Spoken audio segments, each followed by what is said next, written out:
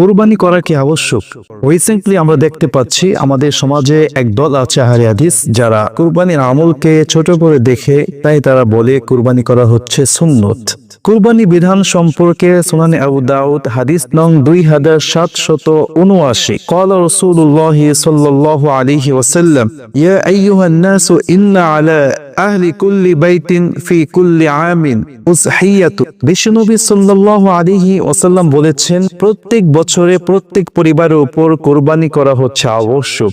এছাড়াও ভিন্ন একটা হাদিসে আসছে আন আব্দুল্লাহ ইবনে ওমর রাদিয়াল্লাহু তাআলা আন্নাহু قال আকামা রাসূলুল্লাহ সাল্লাল্লাহু আলাইহি ওয়াসাল্লাম বিল মদিনাতি 10 সিনিন ইউদহি। আব্দুল্লাহ ইবনে ওমর রাদিয়াল্লাহু তাআলা আনহু থেকে বর্ণিত, তিনি বলেছেন আল্লাহ রাসূল সাল্লাল্লাহু আলাইহি ওয়াসাল্লাম মদিনায় থেকেছেন 10 বছর এবং তিনি প্রত্যেক বছর কুরবানি করেছেন। এছাড়াও অসংখ্য হাদিস থেকে বোঝা আসে কুরবানি হচ্ছে একটা গুরুত্বপূর্ণ আমল যা রাসূল লাগাতার করেছেন। এই কুরবানি আমলের উপর রাসূলের মুআওয়াবাত লাগাতার আমল পাওয়া গিয়েছে। বিকজ আমাদের মাযহাব হানাফি মাযহাবে কুরবানি করা হচ্ছে আবশ্যক, অনিবার্য। সুতরাং কুরবানি কার উপর আবশ্যক হবে, কার উপর অনিবার্য হবে?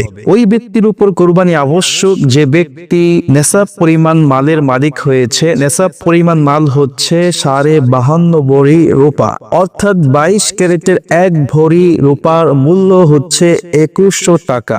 সেই হিসাবে মোট পরিমাণ দাঁড়ায় 1,10,250 টাকা। যে ব্যক্তি এই টাকার পরিমাণ মালিক হবে, মাস্ট তার উপর কুরবানি করা অনিবার্য, আবশ্যক।